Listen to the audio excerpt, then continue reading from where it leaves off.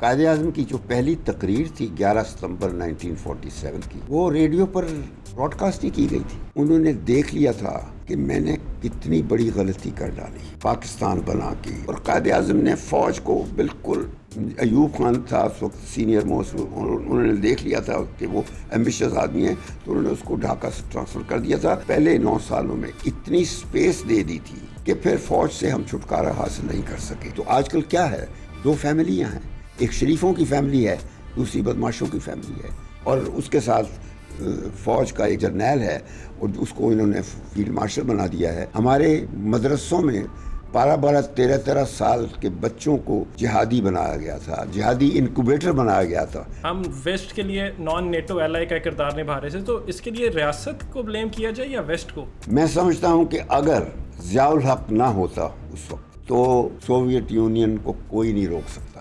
وہ ان کا جو صدیوں پرانا خواب تھا to find an outlet into the warm waters of Indian Ocean, وہ پورا ہو چلا تھا. امریکہ کی انویٹیشن آ گئی ہے تو لیاقت چلا گیا. اب تو لیاقت نے وہاں پر ایبسولوٹلی ناٹ کہہ دیا پریزیڈنٹ آف امریکہ کو. اس کے نتیجے میں واپس آ کے 2 ہفتوں بعد لیاقت علی کا قتل ہو جاتا ہے. بھٹو جو اس نے ISI میں یہ جو پولیٹیکل ونگ ہے جو آج کل سب کو جو تنگ کرتا ہے، یہ اس نے پیدا کیا تھا. ڈیموکریٹک پرسنالٹی پاکستان میں اقتدار میں کوئی جمہوری لیڈر آج تک نہیں آیا. ہمارا تو فارن پالیسی کا مسئلہ ہی کوئی نہیں ہے. سب کے سب مسئلے ہمارے داخلی ہیں، ڈومیسٹک ہیں. پریزنٹلی ہائبرڈ ریجیم چل رہی ہے. بیفور کنکلوژن آخری question, are you satisfied with that as well? Because بالکل نہیں. لنچ کے لیے حافظ صاحب گئے، فیلڈ مارشل گئے.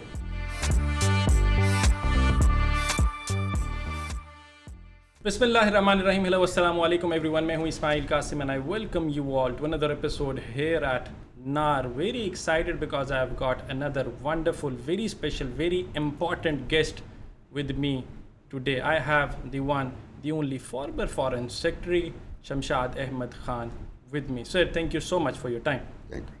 تھوڑا سا انٹروڈکشن میں دوں تو شمشاد احمد خان صاحب جو ہیں، he was foreign secretary, yes former, لیکن ساتھ ہی ساتھ امبیسڈر ٹو یونائٹیڈ نیشنز بھی رہے and importantly ambassador to Iran بھی رہے during the 90s. Shamshad Ahmad Khan صاحب کی 3 کتابیں ہیں جو کہ پبلش ہو چکی ہیں، اور ایک چوتھی ہے جس کے اوپر وہ پریزنٹلی کام کر رہے ہیں، جس کے بارے میں وہ خود بتائیں گے. Sir, in one of your books dreams unfulfilled, you stated in one of the essays of that book, you stated that Quaid Azam کی جو ڈریم تھی پاکستان کو لے کے، we deviated from that. military interventions ہوئیں اور ڈیموکریسی جو تھی وہ اپنی ٹرو گراؤنڈز جو تھی ان کو نہیں اس کی اپلیکیشن ہمیں نظر آئی، اور پریزنٹلی آج ہم ایک ہائبرڈ ایرا کے اندر کھڑے ہیں. How do you see the journey of Pakistan? آپ کے اس سوال کے جواب میں شروع کرنے سے پہلے میں ایک ایڈیشن کر دوں جو کتاب میں میری پوسٹنگ کے بارے میں جو ذکر کیا ہے. ایران سے پہلے میں ساؤتھ کوریا میں ایمبیسڈر رہا ہوں 3 سال. انفیکٹ وہ میرا one of the most productive careers کہہ سکتا ہوں کہ وہاں مجھے اپنی کوششوں کے نتیجے while I was still there وہاں نظر آ رہے تھے. تو وہ ایک بہت اچھی میری پوسٹنگ تھی، اور ان 3 سالوں میں بہت واقعات ہوئے ہیں. ان کا ذکر اگر آج موقع ملا تو میں کروں گا. ضیاء الحق نے فون کیا تھا مجھے کہ جنیجو آ رہے تھے کہ ان کے ساتھ ایک خاص شخصیت آ رہی ہے اور آپ نے خاص خیال رکھنا ہے. تو وہ میں نے خاص خیال رکھا تھا، وہ نواز شریف تھے. اور وہ خاص خیال، اور تو کوئی میزبانی تو کورینز بہت کرتے ہیں، لیکن جو ویسے تھا وہ میں نے ان کو اپنے ساتھ بٹھا لیا تھا. جو بینکویٹ تھا پرائم منسٹر کا، تو اس میں ان نے مجھ سے جو سوالات کیے تھے 2-3 وہ بڑے اہم تھے. ایک یہی تھا کہ انہوں نے ترقی کیسے کر لی تھی کوریا کے بارے میں. تو میں نے ان کو بتایا تھا کہ یہ رول آف لا ہے یہاں، 3 چیزیں، اور دوسرا میرٹوکریسی ہے، اور تیسرا تھا کہ ایک سول جو ان کا دارالخلافہ جہاں ہم بیٹھے تھے وہاں سے ساؤتھ میں جو ان کی بندرگاہ ہے پورٹ پوسان 300 میل دور. تو میں نے کہا تھا کہ انہوں نے ان کا جو ڈکٹیٹر تھا مارک پاک چونگ ہی 30 سال پہلے، اس نے 60 میں یا 65 میں اس نے آ کے ایک موٹر وے بنایا تھا سول سے پوسان تک. تو نواز شریف صاحب کو بڑا شوق تھا موٹر ویز کا. انہوں نے پوچھا کہ کس نے بنایا، تو میں نے کہا کہ وہ دیو نے بنایا ہے. تو مجھ سے کہنے لگے کہ کیا میں کسی کی میٹنگ میرے ساتھ کروا سکتے ہیں دیو میں. میں نے اسی وقت اپنے کمرشل کونسل کو بلایا اور کہا کہ چیف منسٹر صاحب کی تم کل صبح میٹنگ کروا دینا کم او چونگ سے، جو چیئرمین ہے دیو کا، وہ میرا دوست تھا، گولف کھیلا کرتا تھا، اور میں نے اس کو پریزیڈنٹ ضیاء سے ایک پاکستانی ایوارڈ بھی دلایا ہوا تھا کیونکہ اس نے پاکستان میں بڑی انویسٹمنٹ کی تھی. تو وہ پھر اگلے دن اس نے مجھے بتا دیا تھا کہ جی میں نے میٹنگ کروا دی ہے، اور اس کے بعد یہ واپس آ گیا. بہرحال وہ میں نے آپ کو قصہ بتا دیا. اب جو بات کر رہے ہیں پاکستان کی،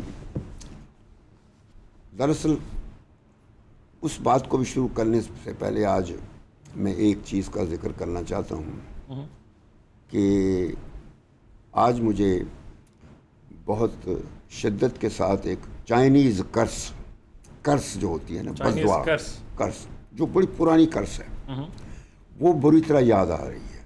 اچھا، وہ کیسے؟ اور وہ کرس یہ ہے، may you live in interesting times. بس انٹرسٹنگ، خدا تمہیں انٹرسٹنگ ٹائمز میں زندہ رکھے.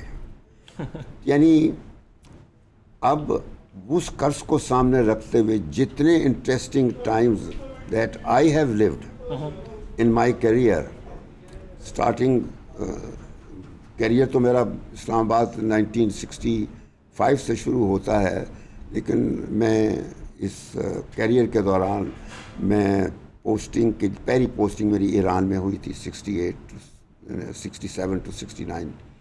پھر دوسری پوسٹنگ میری افریقہ میں ہوئی، اور ایران اس وقت ریولوشن نہیں آیا تھا، اور اس وقت ہم لوگ جو ینگ ڈپلومیٹ تھے، میری پہلی پوسٹنگ تھی، تو ینگ ڈپلومیٹ کے طور پہ میں رپورٹس منسٹری کو بھجواتا تھا. تو ہم نے پیشین گوئی کی تھی کہ جو حالات ہیں آج کل، یہاں ضرور انقلاب آئے گا. ہم نے اس وقت 68-69 میں بتا دیا تھا اپنی گورنمنٹ کو، اور اس کے 10 سال اور وہ بعد 10 سال بعد آیا. یعنی یہ ہم لوگ بیسس وہ تھا، اتنی مغربیت تھی وہاں اس وقت کہ مغرب میں اتنی ویسٹرنائزیشن نہیں تھی، اور یہ مغربیت پیدا ہوئی تھی شاہ آف ایران اور اس کے باپ نے پیدا کی تھی. وہ بائی ایز اے پالیسی انہوں نے مغربیت انٹروڈیوس کی تھی. ہر چیز، نقاب نہیں پہننا، اور اس مغربیت کا اثر اتنا تھا کہ افغانستان بھی مغربیت زدہ تھا. افغانستان میں بھی بادشاہت تھی. ہم 60s تک تو کابل جایا کرتے تھے، اور وہاں ویسٹرن فلمیں ہوتی تھیں اور لڑکیاں دیکھنے جاتے تھے. تو مغرب زدہ تھا، لڑکیاں بڑی خوبصورت تھی افغانیوں کی. تو اس طریقے سے یہ مغربیت پھر افغانستان میں تو انقلاب بعد میں آیا ہے. انقلاب تو پہلے اصل تو ایران میں آیا نا. 79 کا. اور خیر، میں اب آتا ہوں آپ کے قائد اعظم کے بارے میں. میرا تعلق پاکستان کی اس جنریشن سے ہے جس نے پاکستان بنتے ہوئے دیکھا، ٹوٹتے ہوئے دیکھا، اور آج میں اس کو بکھرتے ہوئے، منتشر ہوتے ہوئے دیکھ رہا. اور یہ کہانی 1947 میں ہی شروع ہو گئی تھی. قائد اعظم پہلے سال میں ہی آتے ہی پاکستان آئے تھے، جب انہوں نے دیکھ لیا تھا کہ میں نے کتنی بڑی غلطی کر ڈالی پاکستان بنا کے. ابھی ان کا خیال تھا کہ پاکستان ایک آزاد ملک بنے گا، اور وہ جو چیزیں انڈیا میں ہو رہی تھیں انگریزوں کے دور میں وہ نہیں ہوں گی. مائنورٹیز نہیں رہیں گی. ایک قسم سے بڑا ماڈرنائز قسم کا پاکستان سوچا تھا انہوں نے. اور میں اس کو اکثر ڈسکرائب کیا کرتا ہوں. علامہ اقبال کے جو خواب انہوں نے دیکھا تھا، جس کا ذکر انہوں نے الہ آباد خطبے میں کیا تھا، تو علامہ اقبال نے جس پاکستان کا تصور، ایک پاکستان یعنی تصور کے ساتھ بر صغیر کے مسلمانوں میں ایک آزاد، خود مختار اور خوددار قومیت کا شعور پیدا کیا تھا، وہ پاکستان. اور جس پاکستان کے تصور کے ساتھ قائد اعظم نے بھی ایک آزاد، خود مختار اور جمہوری ریاست کے خواب کو حقیقت میں بنایا تھا، وہ پاکستان کہیں نہیں، آج بھی نہیں ہے. بلکہ 47 میں جب آزاد ہوئے، انڈیا ہم سے بعد میں آزاد ہوا ہے. پہلے ہم آزاد ہوئے تھے 14 اگست کو، انڈیا 15 اگست کو آزاد ہوا ہے. لیکن انہوں نے پہلے 3 سالوں میں 47 سے 50 تک پہلے 3 سالوں میں جتنی بھی ریفارمز کی ضرورت تھی وہ کر لی. Economic reforms, administrative reforms, land reforms, ریاستوں کا مرجر کر دیا, فوج کا رول متعین کر دیا, اور سب سے بڑھ کر یہ اپنا کانسٹیٹیوشن بنا لیا پہلے 3 سالوں میں. So India was a full fledged state, ریاست تھا 1950 میں, اور اس کے بعد آج تک وہ نہ ریاست سے ہٹے ہیں. ریاست یعنی کانسٹیٹیوشن کے مطابق ہر چینج وہاں کانسٹیٹیوشن کے مطابق ہوتی ہے, کوئی فیصلہ کانسٹیٹیوشن کے خلاف نہیں. India is a state. ہمارے یہاں بدقسمتی یہ ہے کہ پہلے 9 سال تک ہم لوگ کانسٹیٹیوشن نہ بنا سکے. 1946 سے 1956 تک, 1947 سے 56 تک 9 سال میں 8 حکومتیں ہم نے بدلی. کیونکہ سیاستدان جو تھے, اور سیاستدان کا ذکر جب کرتے ہیں تو وہ بنیادی طور پر پنجابی اور سندھی تھے, کیونکہ بنگالی جو ہیں اصل پاکستان کے بنانے والے وہ تھے. مسلم لیگ جو بنی تھی وہ لاہور میں نہیں بنی تھی, کراچی میں نہیں بنی تھی, پشاور میں نہیں بنی تھی, کہیں کوئٹہ میں نہیں بنی تھی, وہ بنی تھی ڈھاکہ میں 1906 میں, دسمبر 1906 میں. اور اس سے پہلے 2 مہینے پہلے اکتوبر 1906 میں وہاں پہ ایک ڈیلیگیشن بنایا گیا تھا, اس کی تشکیل کی گئی تھی جس میں اکثر بنگالی لیڈرز تھے اور کچھ مڈل انڈیا, سینٹرل انڈیا کے نواب محسن الملک, وقار الملک اس قسم کے تھے, جو فیملیز تھیں پڑھی لکھی, ورنہ مسلمان تو بہت ہی پسماندہ تھے. پڑھائی تو بہت اسکولوں مدرسوں سے دور تھے, نوکریاں بھی ان کو ملتی تھیں. تو وہ دعوتیں جو ہوتی ہیں نا دفتروں میں, سیاہی کی دعوت کہتے ہیں جو, تو وہ اس میں سیاہی ڈالنے والے تھے, چپڑاسی نوکریاں ملتی تھی. تو پاکستان کا خواب وہاں دیکھا گیا تھا. ایک وفد, شملہ ڈیپوٹیشن اس کو کہتے ہیں, وہ 1906 میں لارڈ منٹو سے جا کر ملا تھا شملہ میں. That's why it's always called Shimla deputation. میں نے پھر اس پہ تھیسس کر کے اپنا ریسرچ کر کے ایک تھیسس لکھا تھا جب میں ماسٹرز کر رہا تھا. تو شملہ ڈیپوٹیشن میں ہمارا مسلمانوں کا مطالبہ تھا کہ مسلمان ایک مائنورٹی نہیں ہے, ایک قومیت ہے ہندوستان میں, یہ ڈیمانڈ تھا. اور انگریزوں کو پتہ تھا, اور انگریزوں نے دیکھ لیا تھا 1857 میں. اسی وجہ سے وہ انگریز مسلمانوں سے, ان کی قومیت سے خوف کھاتے تھے. انہوں نے ان 100 سالوں میں مسلمانوں کو کمزور رکھا, ہندوؤں کو پیٹرنائز کیا. جتنی سہولتیں دے سکتے تھے, جتنی ریاستیں ہندو میجورٹی کی تھی وہاں انتخابات ہوتے تھے, اسکول بنتے تھے. لیکن وہ بدقسمتی یہی ہے کہ ہمارے اسکولز وغیرہ کوئی پیٹرنائز کوئی نہیں کرنے والا تھا انٹل سر سید آئے تھے. انہوں نے آ کر ایک کلچر وہ پیدا کیا. تو یہ سب چیزیں چل رہی تھیں. تو پاکستان بننے کے بعد اس کے اثرات فوری طور پر نمودار ہو گئے, جو قائد اعظم نے آتے ہی دیکھ لیے, اور وہ بیچارے دیکھ کر بیمار ہو گئے. ان کو تپدق لگ گئی, ٹی بی ہو گئی, اور 1.25 سال کے اندر وہ فوت ہو گئے, زیارت چلے گئے. تو وہ جو دیکھا تھا جو ہم نے 9 سالوں میں تماشا کیا.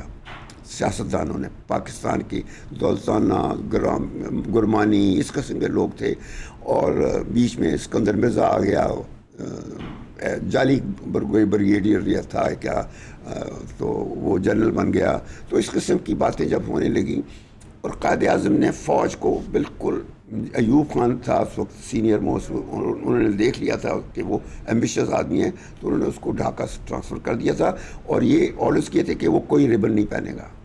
اس کی جو رپورٹس وغیرہ دیکھ کے وہ کر دیا تھا. تو قائد اعظم کو خیال تھا کہ فوج جو ہے یہ ہماری ریاست کے لیے خطرہ ہو, تو انہوں نے پہلے ہی اقدامات کر دیے تھے. اور پھر بعد میں جو کچھ ہوا, جب 96 میں پہلا قانون بنا تو صوبوں کو مرج کر دیا گیا, وہ یہ 1 یونٹ بنا دیا گیا, جس سے اور بدلی پھیل گئی, اور مشرقی پاکستان میں بھی بدلی پھیل گئی. تو حالات دگرگوں ہوتے گئے, اور نتیجہ وہ نکلا کہ پھر ایوب خان نے 58 میں پورا ٹیک اوور کر لیا, اور ایوب خان کا جو پیریڈ تھا وہ ڈکٹیٹرشپ تھی بنیادی طور پر، اور میں اس وقت اسٹوڈنٹ تھا گورنمنٹ کالج لاہور میں، and I was elected president of the government college student union. تو میں مال روڈ پر ایوب کے خلاف پروسیشن لیڈ کیا کرتا تھا، جس میں ایوب کو گالیاں دیتے تھے، ڈکٹیٹر ہمیں نہیں چاہیے، جمہوریت کے رسیا تھے ہم. تو لیکن وہ ماریں کھاتے رہے، لیکن ہم لوگوں نے بارہ اپنی تعلیم مکمل کی. تو میری پہلی پوسٹنگ ایران ہوئی، اور وہاں پر ایران، پھر اس کے بعد سینیگال، پھر فرانس سے پھر اسلام آباد آ گیا، پھر میں کوریا امبیسڈر رہا، کوریا سے پھر میں وہاں گیا، جو ایران امبیسڈر ہو کے گیا، پھر وہاں سے پھر سیکرٹری جنرل بنا RCD کا. میں نے RCD کو اکنامک کوآپریشن، جو اس کا موجودہ نام ہے وہ اکنامک کوآپریشن، وہ بنایا، اور اس کو 3 ممبروں سے بڑھا کر 10 ممبروں کی آرگنائزیشن بنایا. پھر وہاں سے میں واپس اسلام آباد آیا، تو پھر میں فارن سیکرٹری بن گیا. فارن سیکرٹری ریٹائر ہونے کے بعد مجھے یونائٹڈ نیشنز میں امبیسڈر بنا دیا گیا. تو یہ سارا میرا جو تسلسل ہے، یہ وہ ہے جس کو کہہ سکتے ہیں انٹرسٹنگ ٹائمز، جو میں نے کہا تھا، یہ وہ ہے. اور خاص طور پہ 9/11 کے بعد وہ انٹرسٹنگ ٹائم جو ہیں وہ اپنی پوری میکسیمم جس کو ریسرجنس ہے اس کے ساتھ آئے ہیں. تو قائد اعظم کا پاکستان میں نے بتا دیا کہ فوج کو سیاستدانوں نے ان پہلے 9 سالوں میں اتنی اسپیس دے دی تھی کہ پھر فوج سے ہم چھٹکارا حاصل نہیں کر سکے. فوج ہماری ضرورت بن گیا because of our geo political location, اور ہماری جیو پولیٹیکل لوکیشن انڈیا سے زیادہ اہمیت کی حامل تھی. انڈیا تو ہے نا، جس کے ایک طرف پہاڑ ہے، دوسری طرف چین ہے، اور تیسری طرف سمندر ہے، اور چوتھی طرف پاکستان ہے. تو کوئی کنیکٹیویٹی نہیں ہے. لیکن پاکستان جو ہے وہ ایک طرف سمندر ہے، ایک طرف مڈل ایسٹ ہے، سینٹرل ایشیا ہے، ایسٹ ایشیا ہے، نارتھ ایشیا ہے، چائنا ہے، افغانستان ہے، ایران ہے. یعنی دیکھیں ہر طرف سے کنیکٹیویٹی ہے پاکستان. تو ہم نے اپنی اس لوکیشن کو بجائے ایسٹ بنانے کے اس کو اپنی لائبلٹی بنا کے رکھا. تو بدقسمتی یہ ہے کہ یہ ہماری قسمت کا سمجھ لیجئے، یا پھر یہ وہ سیاستدان جو حکمرانیت کرنے والے آئے، وہ جب انتخابات کے ذریعے بھی آنے والے، مثلا بھٹو آیا، حالانکہ وہ اس انتخاب میں ہار گیا تھا جس انتخاب کی بنا پر اس نے اقتدار سنبھالا. اقتدار تو اس نے چیف مارشل ایڈمنسٹریٹر کے طور پر سنبھالا تھا مشرقی پاکستان کے ٹوٹنے کے بعد. وہ انتخاب کے نتیجہ تو نہیں تھا، وہ تو تھا کہ ملک ٹوٹ گیا تھا. تو مغربی پاکستان میں وہی ایک سویلین لیڈر رہ گیا تھا، اور فوج کو کوئی نظر ہی نہیں آ رہا تھا اس وقت. یہ دوسری فیملیاں ابھی پیدا نہیں ہوتی. تو اس طریقے سے یہ جو سلسلہ ہے، یعنی قائد اعظم نے اپنے پہلے سال میں دیکھ لیا تھا کہ یہ بہت غلطی ہو گئی ہے، اور یہ جو لوگ ہیں دے ڈونٹ ڈیزرو اسٹیٹ. اور ہم نے اس اسٹیٹ کو آج اس اسٹیٹ پوائنٹ پہ پہنچا دیا ہے. آج اگر آپ اف یو لک بیک اور دیکھیں تو ہم کیا چیز ہیں. حالانکہ ہم نیوکلیئر طاقت بنے میرے وقت میں 98 میں، اور میں نے یہ سوچا تھا کہ یہ ہم پاکستان کو ایک ڈیٹرنس کی ضرورت تھی انڈیا کی طرف سے مسلسل خطرے کی وجہ سے. تو ہم نے نیوکلرائزیشن کی، اور اس کی بھی کہانی الگ ہے. تو لیکن یہ ہے کہ ہم نے آج جو ملک کو، یہ اس پہ بات ختم کرنی چاہیے تھی، لیکن میں شروع اس سے کر رہا ہوں کہ آج پاکستان وہ پاکستان نہیں ہے جس کے تصور کے ساتھ علامہ اقبال نے بر صغیر کے مسلمانوں میں حق، یعنی حق خود ارادیت نہیں کہتے، ایک خودداری کا، خود مختاری کا اور آزادی کا، جو قومیت کا ایک شعور پیدا کیا تھا، اور جس کے تصور کے ساتھ قائد اعظم نے پاکستان بنایا تھا. So I have a question over here. آپ نے قائد اعظم اور علامہ اقبال کا جب مینشن کیا تو 2-3 دفعہ، ایک تو آپ نے قومیت کا لفظ استعمال کیا، نیشنلزم جس کی بات کی جاتی. سیکنڈلی آپ نے ان کے سیکولر ہونے کی بات کی. علامہ اقبال کا کہا جاتا ہے کہ جدا ہو دین سیاست سے تو رہ جاتی ہے چنگیزی. ایک یہ چیز کوٹ کی جاتی ہے. سیکنڈلی قائد اعظم کو لے کے کوٹ کیا جاتا ہے کہ Pakistan came into being the day the first Hindu nationalist embraced Islam. So جو کنفیوژن ہے یوتھ کے اندر، بہت زیادہ اس کو ایکسپینڈ کر دیا گیا, بڑھا دیا وہ گیا. تو پہلے دن سے ہو گیا تھا. یہی تو چیزیں تھیں جو قائد اعظم کی جو پہلی تقریر تھی 11 ستمبر 1947 کی, وہ ریڈیو پر براڈ کاسٹ نہیں کی گئی تھی. یعنی پہلے دن سے ہی یہاں پر جو ایک جو بیہائنڈ دا سین مقتدرہ جو بنسا ہے, جو آ گیا تھا سیاستدانوں کی نااہلی کی وجہ سے, تو وہ قائد اعظم نے محسوس کر لیا تھا کہ یہ وہ پاکستان نہیں جس کا خواب علامہ اقبال نے دیکھا تھا, یا جس کے خواب کو حقیقت میں انہوں نے خود بدلا تھا. تو وہ اسی وجہ سے تو فوت ہو گئے جلدی. 1 سال کے اندر کبھی یہ ہوا ہے اس قسم کا. میں مانتا ہوں آپ بالکل, یعنی اس وقت پاکستان کی میں آپ کو پاکستان کہیں, میں جب پارٹیشن ہوئی 1947 میں, I was a little boy child, تو ہم ایسٹ پنجاب سے مائیگریٹ کر کے آئے تھے. اور وہ سفر جو ہمارے وہاں پہ گھر سے لاہور تک, اب میں گاڑی پہ کرتا ہوں, میں نے کیا ہے کئی دفعہ, 3 یا 4 گھنٹوں میں کرتا ہوں, لیکن اس وقت 3 مہینوں میں ہوا تھا وہ سفر. وہ کیسے گھر سے اپنے گاؤں چھوڑے, اپنی آباء و اجداد کی جو ہزاروں سال پرانی شناخت تھی وہ چھوڑی, اپنی آباء و اجداد کی جو جائیدادیں تھیں وہ سب کچھ چھوڑ کے ہم گھر بار تو پاکستان آئے تھے.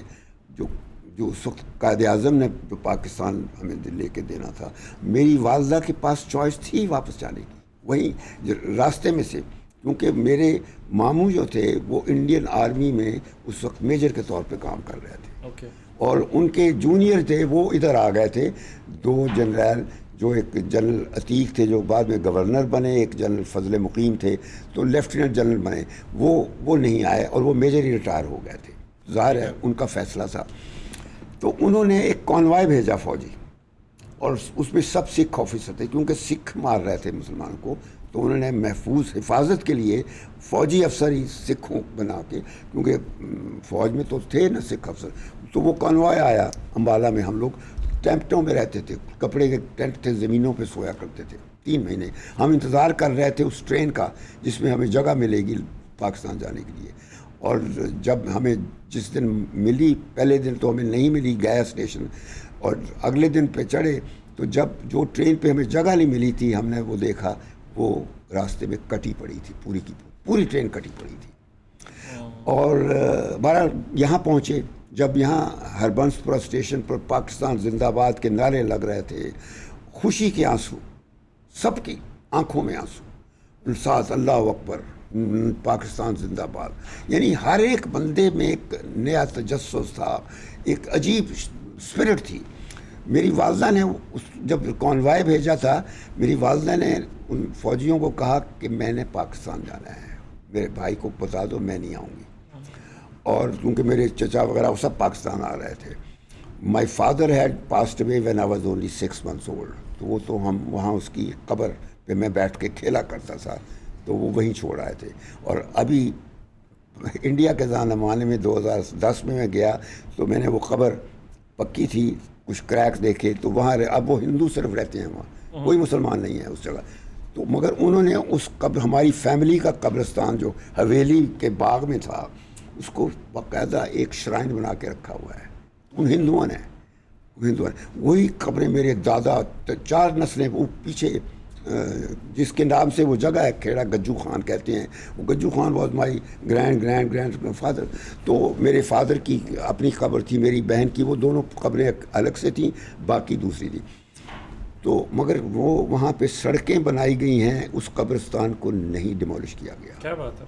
اور وہاں ہندو لوگ ابھی بھی جمعرات کو قوالی کرواتے ہیں اور دھاگے باندھ کے منتیں مانگتے ہیں. انہوں نے ان کو بزرگ بنا دیا ہے. یہ ہے تو مقصد یہ ہے, میری والدہ نے کہا کہ نہیں میں نے پاکستان جانا ہے. میری والدہ حویلی میں پڑھی تھیں, اسکول کالجوں میں اس زمانے میں نہیں جاتے تھے. اور میرے نانا جو تھے وہ ریاست مالیرکوٹلا کے سپہ سالار تھے, فوج کے سربراہ تھے, اور اس کیپیسٹی میں ریاستیں انگریزوں کی لڑائیاں لڑا کرتی تھیں, ان کی لڑائیوں کے لیے اپنا لشکر دیتی تھی فوجی.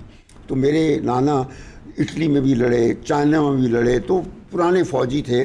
اسی طرح میرے ماموں فوجی بنے, وہ انڈیا, مگر وہ پھر پاکستان نہیں آئے, وہ وہیں رہے. اور جن حویلیوں میں رہتے تھے جہاں میں پیدا ہوا تھا وہ آج بھی اسی طرح قائم ہے وہاں, اسی طرح. اب ماڈرن ہو گئی ہیں, اب جو پرانی فیسلٹیز بہتر ہو گئی ہیں, ان کے گرینڈ چلڈرن ابھی بھی انڈیا میں رہ رہے ہیں, ان کو کوئی فرق نہیں پڑا. انہوں نے تعلیم جہاں حاصل کرنی چاہیے وہ کر دی, تو شادیاں مطلب نارمل زندگی ہے. مالے کوٹلہ ریاست میں مسجدوں میں اسی طرح اذانوں کی آواز آتی ہے, وہ مسلم ریاست اسی طرح ہے. وہاں کوئی مسلمانوں کے خلاف, وہ صرف مودی کا جو فنومنا ہے مدتوا, اس نے ایک پرابلم ڈالا ہے. بائی اینڈ لارج ہندو جو پاپولیشن ہے, ہندو پیپل, ان میں کوئی اینٹی مسلم سینٹیمنٹ نہیں ہے. یہ صرف RSS کے جیسے لوگ ہیں, وہ اس قسم کے لوگ, جس طرح آپ نے بھی کہا رائٹ, ایکسٹریم رائٹ, وہ ہمارے ہاں بھی ہے, فنڈامنٹلسٹ. یہ جو ہمارے ہاں پیدا ہوا, یہ آبجیکٹیو ریزولوشن جب کانسٹیٹیوشن سے پہلے بن گئی تھی اور اس میں ہمارا راستہ بنا دیا گیا, یعنی قائد اعظم فوت ہو چکے تھے, اس کے بعد ہماری ڈائریکشن بنا دی گئی تھی کہ ہم نے یہ راستہ لینا ہے, اور بس ہم اس کے بعد پیروں مریدوں مولویوں کے سہارے پہ چل رہے ہیں. اور جدھر سیاستدان وہ ان کو چاہتے ہیں, یا وہ جدھر ایک ملاپ ہے یہ ان مولویوں کا اور سیاستدانوں کا, اور جس کی وجہ سے پاکستان نہیں رہا. بس کیا یہ رائٹ کو پریشر گروپ کے طور پہ استعمال کیا گیا؟ بہت زیادہ, یعنی یہ لشکر بنانے, دیکھیں نا وہ چیزیں بدل گئیں. دنیا میں جتنی جنگیں ہم نے لڑی ہیں اور ہاری ہیں, کسی ریاست نے نہیں لڑی. 1948 سے ہم جنگیں لڑ رہے ہیں نا.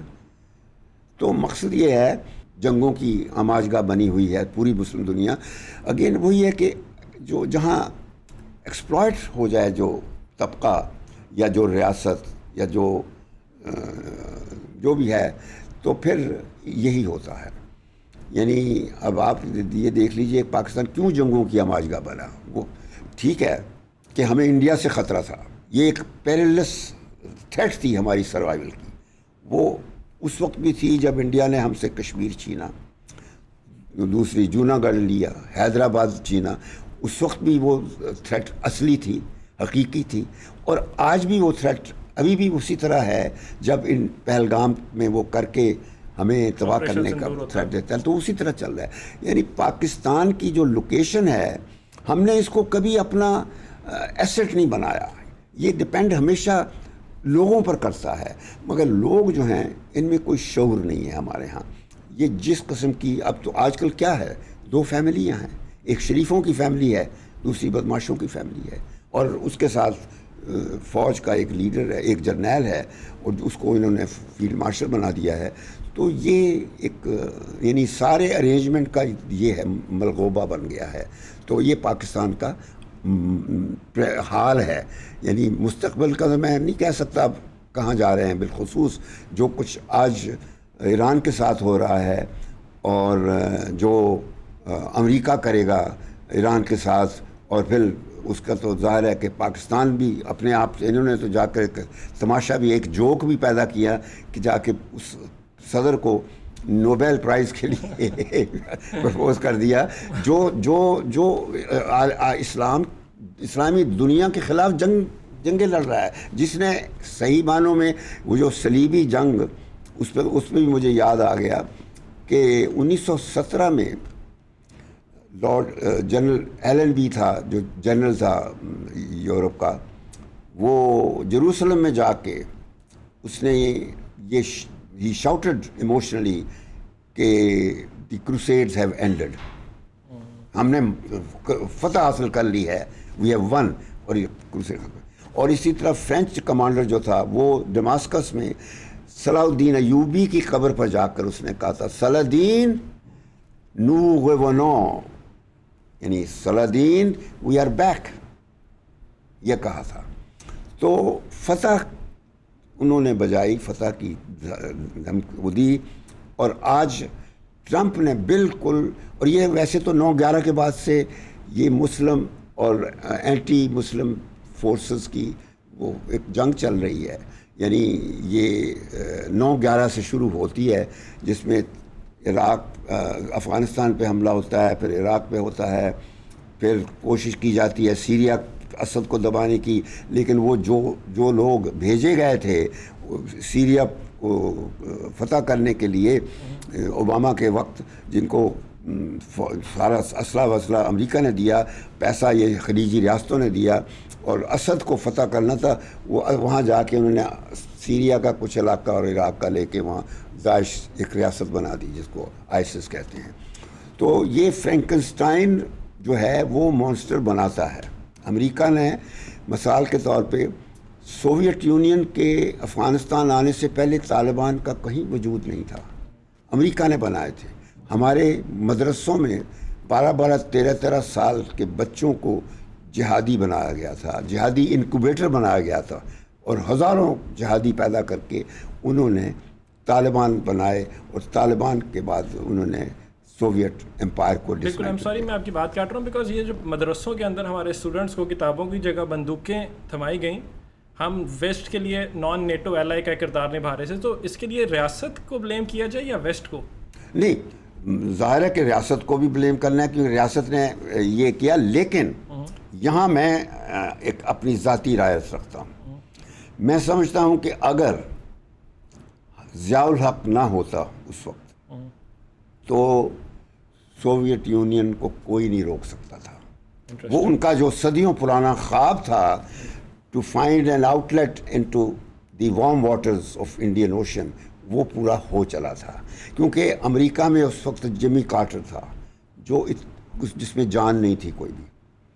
یہ ضیاء الحق تھا جس نے نہ صرف یہ کہ خود کھڑا ہوا اور بڑے دھڑلے سے کھڑا ہوا، اور وہ اس نے کارٹر نے ایسی کیجولی تھوڑے سے پیسے، اور اس نے کہا نہیں پی نٹس نہیں ہمیں چاہیے.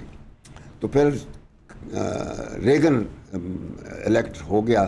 بس پھر ریگن اور ضیاء ان کی جوڑی، انہوں نے مل کے سوویت امپائر کو ڈسمنٹل کیا.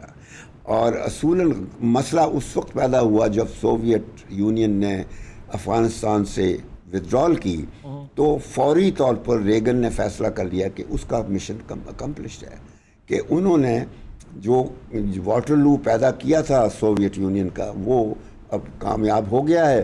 برلن کی دیوار گر چکی تھی اور ایسٹ یورپ آزاد ہو گیا تھا، وہ سب ان کا مقصد پورا ہو گیا. تو ضیاء الحق نے سٹینڈ لیا، اس کو کہا کہ تم نہیں جا سکتے. اس سے تھوڑی سی تلخی پیدا ہوئی. بدقسمتی ہمارے ہاں یہی ہے کہ جب بھی کسی ہمارے حکمران نے امریکہ کے صدر کے ساتھ کوئی تلخی پیدا کی ہے تو پھر اس کا انجام اور ہو جاتا ہے. یہ غالباً ابھی بھی ہمارا جو فیلڈ مارشل وہاں گئے تھے تو وہ کوئی تلخی نہیں پیدا کرنا چاہتے تھے، کیونکہ ان کو مثال پتہ ہے کہ جو امریکہ گیا، پہلے لیاقت گیا تھا 50 میں، وہاں پریزیڈنٹ ٹرومن نے ان کو کہا کہ prime minister we need your military contingent in Korea. تو لیاقت نے کہا سوری مسٹر پریزیڈنٹ، ہم جنگیں تو نہیں لڑیں گے. قائد اعظم نے کہا ہے پیس ود آل اینمٹی ود نن، امن سب کے ساتھ، دشمنی کسی کے ساتھ نہیں. تو یہ اس پہ ہماری جو امپیریل کنیکشنز والی سول ملٹری بیوروکریسی تھی پاکستان میں، وہ بڑے اپسیٹ ہو گئے تھے کہ امریکہ بڑی مشکل سے ہم نے پرائم منسٹر کی دعوت حاصل کی تھی کہ وزٹ کرے گا. یہ تو سارا گیم ہی ہمارا خلاف ہو گیا. India already had taken a position very clear, اور وہ سوویت یونین کے ساتھ چلا گیا تھا، اس نے امریکہ کے ساتھ نہیں جوائن کیا تھا. تو مقصد یہ ہے کہ اس قسم کی باتیں جو ہیں، جو فیصلے ہیں، وہ پھر ان کی سبق فوراً ہو جاتا ہے. لیاقت آیا واپس امریکہ سے، اور ہم نے فارن آفس نے وہ انویٹیشن بھی جو اسٹالن کی انویٹیشن لینی پڑی تھی in order to get American to invite Liaquat کو نہیں انوائٹ کر رہے تھے، انہوں نے نہرو کو انوائٹ کیا تھا. تو ہم نے یہ کیا.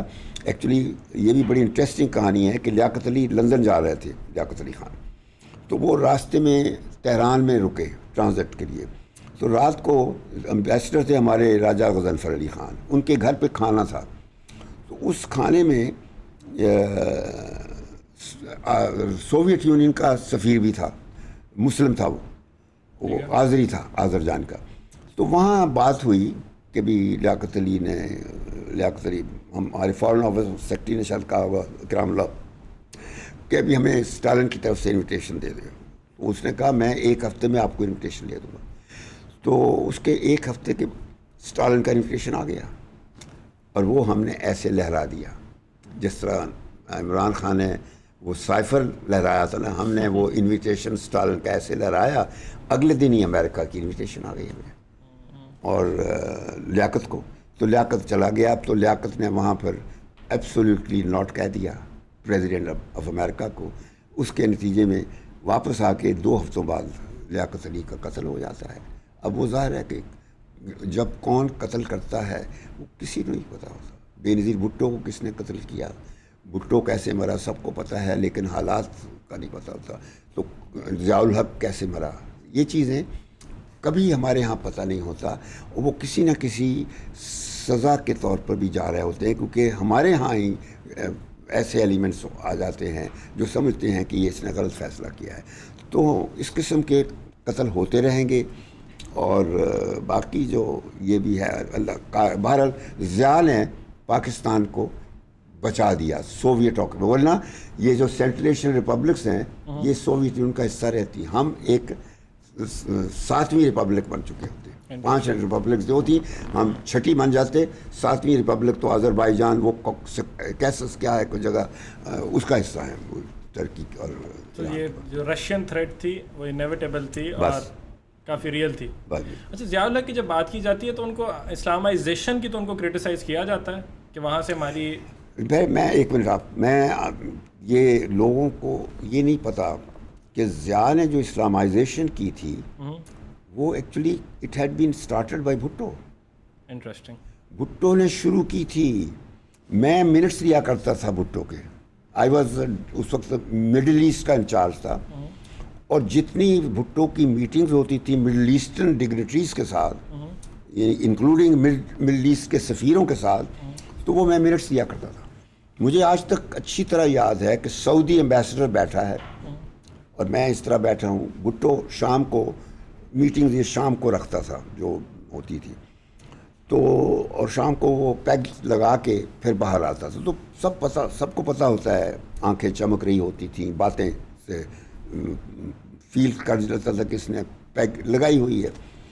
تو آ کے بیٹھا، پہلی بات ہی اس نے کی ایمبیسڈر، وہ ریاض الخطیب اس کا نام تھا، 85 سال کا تھا وہ، سعودی عرب کا ambassador. Ambassador I have decided to ban alcohol in Pakistan. اچھا، خود پینے کے بعد. ہاں، تو اس نے خطیب نے ایسے کر کے میری طرف ترچھی نظروں سے میری طرف دیکھا، اسمائل دی مجھے. ہی نیو، مگر میں تو نہیں اسمائل کر دے سکتا تھا، میرا تو پرائم منسٹر بیٹھا تھا، تو میں تو اسمائل نہیں دی، میں تو بڑا میں منٹس لیتا رہا. تو یہ جو مذہب کا چکر ہے، فرائیڈے چھٹی اور یہ سارے کسینوں بند کر دیے، شراب کی دکانیں بند کر دی گئیں، یہ بھٹو نے کی تھی. اپنے گھر سے نہیں نکالی چیزیں، صرف ایک لیبل لگا دیا، پاپولسٹ نیریٹو تھا بس. کیونکہ اس وقت اصل تو مسلمانوں کا ہی اس کو خطرہ تھا نا، جنہوں نے پروفیسر غفور تھے، مولوی اکٹھے ہو گئے تھے، انہوں نے وہ کر دیا تھا. مولوی جب باہر آ جائیں تو پھر بڑی خطرناک طاقت بن جاتے ہیں. بدقسمتی یہ ہے کہ اب وہ پچھلے 3-4 سالوں سے بہت خاموش ہیں. جماعت اسلامی بھی دیکھ لیجئے، وہ ایسی معنی خیز کوئی چیزیں ہوتی ہیں جن میں وہ بولتے ہیں اور نہ کچھ نہیں رہا. جماعت اسلامی ختم ہو چکی ہے. Hafiz Hussain Ahmad was the final last جو اصل جماعت لیڈر تھا، اس کے بعد جماعت اسلامی ختم ہو چکی ہے. اب آج کل جو ہے یہ سارا گڈمڈ ہو گیا. اب تو ہائیبریڈ کی بات کی جا رہی ہے. اب ہائیبریڈ کی، میں ہائیبریڈ پہ آنے سے پہلے ایک بار بھٹو کے اوپر واپس آؤں گا کہ اتنا لبرل سوشلسٹ انسان، اس کی اسلامائزیشن کا آغاز جو روٹس ہیں سو اکارڈنگ ٹو یو وہ بھٹو نے رکھی. لیکن بھٹو کے اوپر کیا سوچو گی؟ ایک پاپولسٹ نیریٹو تو ہوگا، پریشر اس وقت پاپولسٹ سوچتی، اپنی گدی بچانا چاہتا تھا. اچھا، کیا اس کا تعلق ایران سے بھی ہو سکتا ہے کہ ایران کے اندر آپ دیکھتے ہیں خمینی کا نو رائز ہو رہا تھا؟ وہ میں بتاؤں، اس ایران کے ساتھ ان کے تعلقات بھٹو کے اتنے اچھے نہیں تھے. وہ تو انفیکٹ شاہ بھی اس کے ساتھ کوئی اتنا وہ نہیں تھا، حالانکہ شاہ سے تو ہونے چاہیے تھے ان کے. اور دوسری بھی ان کے ساتھ، مطلب ہے ایران کا انقلاب تو 79 میں آیا ہے نا، تو یہ بھٹو تو 77 میں چلا جاتا ہے. اس وقت ضیاء آ جاتا ہے 77. لیکن اس کا 14 سال خمینی رہے بھی تو صحیح نا عراق کے اندر بیٹھ کے وہاں سے تقریباً اپنا میسج بھیجتے رہے بات, اور وہ جو انقلاب ہے اس کی روٹ اسٹرانگ ہوتی رہی. لیکن خمینی ابھی نہیں آئے تھے, وہ تو پیرس میں تھے, وہ پیرس سے آئے تھے 79 میں جب آئے تھے بالکل واپس. ایسے ہی ہے, پیرس سے تھے, عراق سے ہو سکتا ہے, ٹھیک ہے. پیرس میں بھی رہے ہیں, عراق وغیرہ, اور آیت اللہ ہیں, وہ ہسٹری ہے. ٹھیک ہے. تو 79 میں ایک انقلاب تھا بھٹو کے ساتھ بھی. بھٹو نے البتہ اچھی باتیں بھی کی ہیں, یعنی جمہوریت تو تھی نہیں, بالکل نہیں. وہ اگر کوئی سوچتا نا منتخب پرائم منسٹر سوال ہی پیدا تھا. وہ تو اتنا آٹوکریٹ تھا کہ اپنے دشمنوں کو نہیں بخشتا تھا. اس نے اٹ واز بھٹو جو اس نے آئی ایس آئی میں یہ جو پولیٹیکل ونگ ہے جو آج کل سب کو جو تنگ کرتا ہے, یہ اس نے پیدا کیا تھا. پہلے تو اس آئی ایس آئی کا یہ ونگ ہی نہیں ہوتا تھا, انٹیلیجنس کا ونگ ہوتا تھا. تو یہ ونگ اس نے پیدا کیا تھا. اس نے دلائی کیمپ بنایا تھا جیلم ریور پر, جہاں پل ہے, کیا پل جو مظفر آباد جاتے ہوئے کون سا پل آتا ہے, اس وہاں پہ ایک دلائی کیمپ ہے. اپنے دشمنوں کو, ایڈورسریز جو سیاسی تھے, وہاں بند کر دیتا تھا اور ان کو سزائیں دیتا تھا. اتھارٹیرین سوچ کا بہت زیادہ, بہت زیادہ. میں وہی کہتا ہوں کہ آج تک کوئی بھی منتخب جو ہے ڈیموکریٹک پرسنالٹی پاکستان میں اقتدار میں کوئی جمہوری لیڈر آج تک نہیں آیا. مطلب عراق جو عمران ہے وہ بھی سیاستدان نہیں ہے, ٹھیک ہے. وہ تو بیسیکلی ایک سیلیبریٹی تھا, بٹ جو کچھ اس کی سوچ ہے, اٹ از دیٹ سوچ دیٹ براٹ ہم ٹو پاور.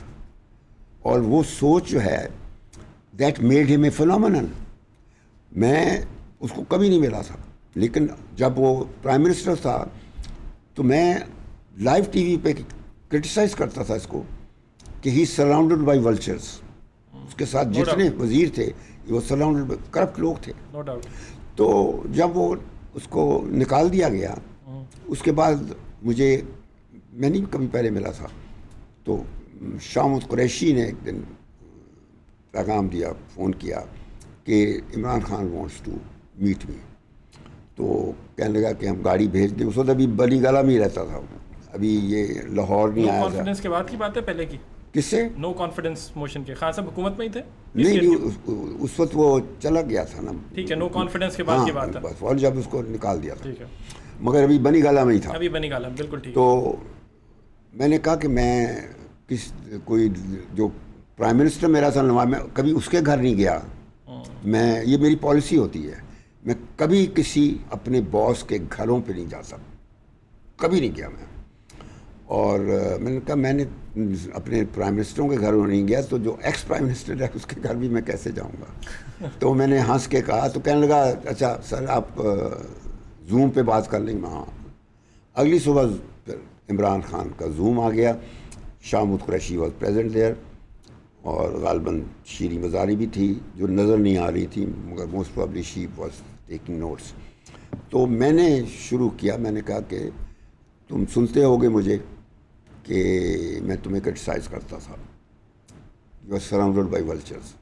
کہتا ہے یو آر رائٹ, لیکن وہ بندے میں نے نہیں چنے تھے, وہ باجوہ نے چنے تھے.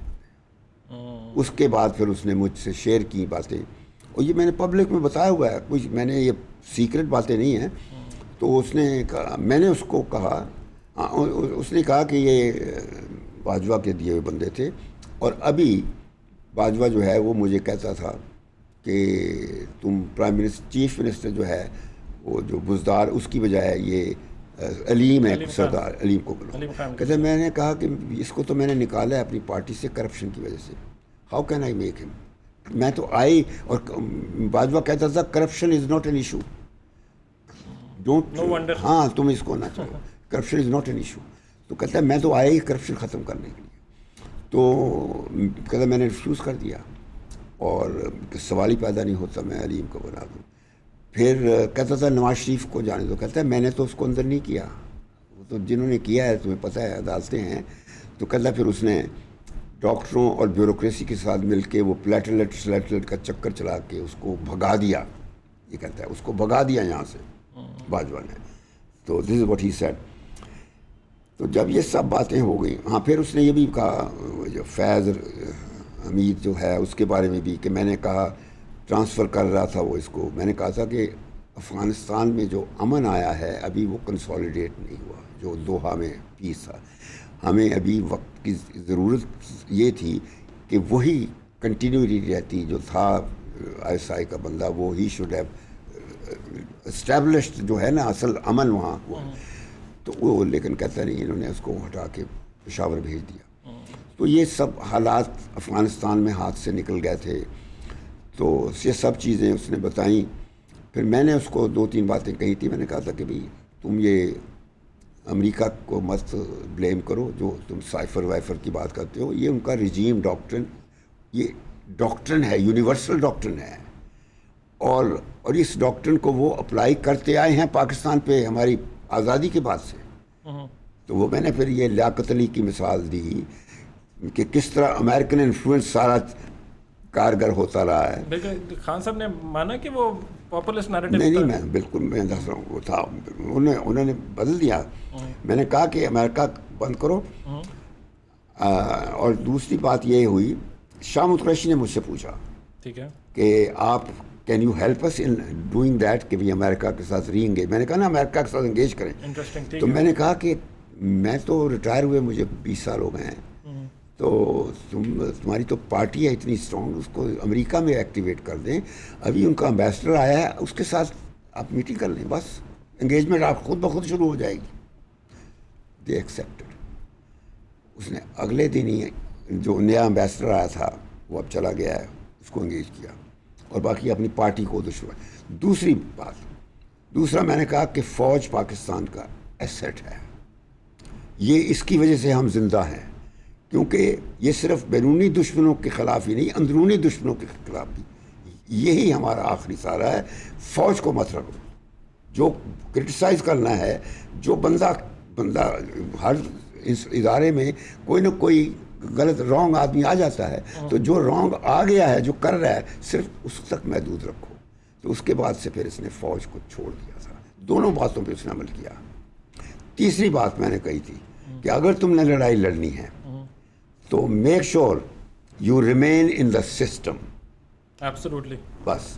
تو وہ اس تیسرے پہ وہ عمل نہ کر سکا، کیونکہ اس کے بندوں نے اس کو سسٹم سے نکلوا دیا، اس کے بندے ایسے تھے جنہوں نے اس کو سیٹیں چھڑوا دیں، اور آج اسی پرابلم۔ تو میں ہمیشہ یہ کہتا ہوں کہ عمران خان، کیونکہ میں نے دیکھا ہے جتنا بھی کہ وہ آنیسٹی، انٹیگریٹی، اس حوالے سے وہ پاکستان میں ہی نہیں دنیا بھر میں ایک ماڈل ہے۔ جس شخص نے اپنی کروڑوں ڈالر یا پاؤنڈز کی جو بیوی کی طرف سے وہ جو انہیریٹنس ملنی تھی اس کو، جو کچھ وہ فورگو کر دی تھی کہ مجھے ان چیزوں کی ضرورت نہیں ہے، میں نے پاکستان جانا ہے، تو صرف اس وجہ سے بیوی کو چھوڑا کہ میں وہ بیچاری تنگ ہوتی تھی پاکستان آ کے، تو میں میری وجہ سے نہ، میں نے بچوں کو اس کے پاس چھوڑ دیا، تو میں چھوڑ گیا۔ تو مقصد یہ ہے کہ عمران خان کو میں ایک سیاستدان کبھی نہیں سمجھا۔ He is a phenomenon, he is a vision, he is a mindset, بس۔ اور یہ وہ فنومینن ہے جس قسم کے فنومینن چائنا میں آیا تھا ماؤ زے تونگ کی شکل میں، جو مہاتیر کی شکل میں ملیشیا آیا، جو پارک چونگ ہی کی شکل میں کوریا میں آیا، جو لی کوان یو کی شکل میں سنگاپور میں آیا، جو انڈونیشیا کا جو تھا سہارتو کی شکل میں انڈونیشیا میں آیا۔ یعنی پرسنالٹیز آتی ہیں مگر وہ ایک مائنڈ سیٹ کے طور پر آتی ہیں۔ یہ جو ہمارے ہاں سیاستدانوں کا ٹولہ ہے، یہ ذاتی مفادات پر آتے ہیں، اور وہی رہا بھٹو سے یہ بات شروع۔ ایوب خان کا پیریڈ بہت اچھا گولڈن پیریڈ تھا پاکستان کی تاریخ میں، ڈکٹیٹر تھا، لیکن جب میں نے 1968 میں میں تہران اپنی پوسٹنگ پہ گیا تو 2 دفعہ میں نے اس کے منٹس شاہ کے ساتھ میٹنگ کے میں نے لیے تھے، تو میں تو بڑا امپریس ہوا اس سے، بس وے he could resist Shaz pressure کہ تم عربوں کے ساتھ چھوڑ دو۔ وہ کہتا تھا عرب بھی ہمارے بھائی ہیں، تم بھی ہے.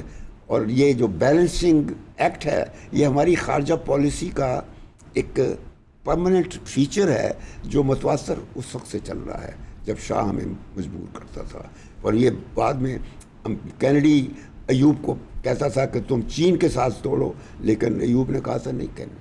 تو مطلب یہ ہے کہ ہمارے جو بیلنسنگ ایکٹس ہیں وہ ہماری نیڈ ہے ہمارے وجود کی, تو وہ ایوب نے قائم رکھی اور آج کل بھی اس پہ عمل ہو رہا ہے. ابھی مثلا جو کچھ قطع نظر اس کے مجھے نہیں پتا کہ ان کی کیا بات ہوئی ہے وہاں ٹرمپ کے ساتھ, لیکن جو پوزیشن آفیشلی پاکستان نے لی ہے یہ بالکل وہ ہے جو ہمیں لینی چاہیے تھی. میں بالکل میں بالکل, اور اس میں میں سمجھتا ہوں میں فارن آفس کو کریڈٹ دوں گا کیونکہ میں جانتا ہوں کہ اور کوئی منسٹری یا بیوروکریسی کی یہ سوچ نہیں ہوتی. وہ سب جو سیاستدانوں کی سوچ سے متاثر ہوتے ہیں. Foreign office is the only institution جہاں پہ ایک سوچ ریاست کی اسپیسیفک سوچ ہے. وہ کسی پرسنالٹی کے لیے کام نہیں وہاں کیا جاتا, وہاں صرف پاکستان کے لیے کام کیا جاتا ہے. تو یہ جو پوزیشن لی گئی ہے اٹ از پاکستان اسپیسیفک اور اس پہ ہمیں قائم رہنا ہے. بالکل. بیفور کنکلوژن ایک آخری اہم سوال ہے جو کہ میں پوچھنا چاہوں گا. سو ایک تو یو اسٹیٹڈ کہ فارن پالیسی کے اندر جو بھی ہماری اس ٹائم ہم نے جو بھی اسٹانس لی ہے دیٹ از جسٹیفائڈ اینڈ ٹھیک ہے. اسی کے ساتھ جو پریزنٹلی ہائبرڈ ریجیم چل رہی ہے, بیفور کنکلوژن آخری question, are you satisfied with that as well? Because بالکل نہیں. لنچ کے لیے حافظ صاحب گئے, فیلڈ مارشل گئے, کوئی وہاں پہ ہمیں شہباز شریف نظر نہیں آئے, پریزیڈنٹ نظر نہیں آئے. وہ that in it self was an aberration. ایسا کبھی ہوا نہیں ہے. یعنی کبھی army chief even prime minister اپنے ساتھ نہیں لے کے جاتا تھا. امریکہ کئی دفعہ گیا ہے but army chief was never included in his entourage. Even not even in the meeting for Kargil جو 4 جولائی 1999 کو ہوئی تھی. اگرچہ Musharraf was basically responsible for Kargil tragedy, اور مشرف نے پھر بعد میں اپنی پوزیشن وہ کر کے تو وہ بھی چاہتا تھا کہ کسی طرح خلاصی کلنٹن کروائے, اور اس نے سینٹ کام کا کمانڈر جو تھا آیا, جنرل زیلی آیا 25 جون 99 کو, تو اس کو کہا تھا کہ تم پریزیڈنٹ کلنٹن کو کہو کہ چھٹا ختم کروا دیں. اور وہ چیز میں بتاؤں, میں شروع سے اس بات کے خلاف تھا کہ میں امریکہ کو انوالو کروں. یعنی یہ بتاتا ہوں کہ میری اپروچ ہوتی ہے کہ میں دوسرے ملکوں پہ ڈپینڈ کبھی نہیں کرنا چاہتا. میں IMF کے ہمیشہ خلاف رہا ہوں, میں مدد لینے کے ہمیشہ خلاف رہا ہوں, میں لونز کے خلاف رہا ہوں, کیونکہ لونز کیپٹل نہیں ہوتے, سرمایہ نہیں ہوتے, اس سے آپ اپنی اکنامک گروتھ نہیں کر سکتے. یہ جو آج کل کے ہمارے فنانس منسٹر راجہ بینکر ہیں ان کو سوائے لونز کے اور کچھ پتہ ہی نہیں ہے. شوکت عزیز سے یہ سلسلہ شروع ہوا تھا, اس کے بعد پھر شوکت ترین آیا, پھر ایک اور بینکر آیا, اب یہ بینکر ہے. تو یہ سوائے ٹیکسز اور لونز اس کے علاوہ ان کو کچھ پتہ ہی نہیں کہ اکنامک کیپٹل کیا ہوتا ہے. کیپٹل جو ہوتا ہے وہ ہوتا ہے جس سے آپ کا انڈسٹریل ویل چلتا ہے. کیپٹل وہ ہوتا ہے جس سے آپ کی ایگریکلچرل پروڈکشن چلتی ہے. وہ ہوتا ہے جس سے عوام جو ہیں وہ پروڈکٹیو کاموں میں بزی ہوتے انگیج ہوتے ہیں. یہ آج تک کسی نے اکنامک گروتھ کا سوچا ہی نہیں ہے. اب وہ کیا کرپٹو کرنسی جعلی چیزوں کے پیچھے جاتے ہیں کہ جیسے پیسہ درختوں پہ اگتا ہے, صرف کاٹنے کی دیر ہے. تو یہ چیزیں غلط ہیں باتیں. So overall finally hybrid regime غلط ایبسولوٹلی. مطلب ہے کہ جو لوگوں کی مرضی جو ہوتی ہے اس کے مطابق حکومت بننی چاہیے. یہ اور لیکن وہ کرپٹ لوگ نہ ہوں. بس کسی مطلب نواز شریف نے الیکشن 2 دفعہ جیتا 90s میں. وہ جو تھی نا کہ باری باری لینا, بے نظیر بھٹو, اور یہ دونوں 2 سال 2 باریاں لی, 2 باری. وہ کیا ہے, آ کے کرپشن لیتے تھے, پیسہ کماتے تھے, میرے دونوں نے پیسہ بہت Zardari. Mister 10% he was known for as mister. It was known for that. تو پوائنٹ اس کے آخری بس جانے سے پہلے کوئکلی کہ اگر یہی ہائبرڈ رجیم فارن پالیسی کو ڈکٹیٹ نہیں اس ٹائم کر رہی, so according to your foreign policy کے ٹلٹ جو ہے وہ ٹھیک ہے, بیلنسڈ ہے, وہ تو ہے نا, بالکل ٹھیک ہے, تو decision لیکن making بھی بعد کرتے میں ایک چیز میں کلیئر کرنا چاہتا ہوں کہ فارن پالیسی جو ہوتی ہے it is nothing but external reflection of what you are from within. Foreign policy کوئی یہ اس طرح کی پالیسی نہیں ہوتی جس طرح اسٹیٹ بینک کی پالیسی ہے, ایکسپورٹ پالیسی ہے, امپورٹ پالیسی ہے, اس طرح کی foreign policy is not return any where. یہ کوئی لکھا ہوا مسودہ نہیں ہوتا.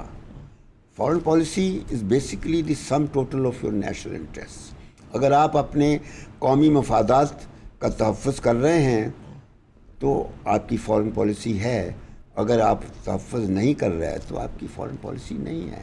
تو میں جب ریٹائرمنٹ کے بعد ملک واپس آیا 40 سال کے بعد, تو لاہور آیا, تو میں نے اپنی سانسوں میں اتنا گرد آلود ماحول محسوس کیا, تو مجھے پتہ چلا کہ ہمارا تو فارن پالیسی کا مسئلہ ہی کوئی نہیں ہے. سب کے سب مسئلے ہمارے داخلی ہیں, ڈومیسٹک ہیں. ہمارے فارن مسائل بھی جو ناکامیاں ہیں وہ ایکسٹینشن ہے ہماری اندرونی ناکامیوں کی. تو اصل مسئلہ یہ ہے کہ اس وقت یہ امپورٹنٹ ہمارے لیے قطعی نہیں ہے کہ ہم دوسروں کے لیے, امریکہ کے لیے یا کسی اور کے لیے کیا کر سکتے ہیں. What is important for us today is what we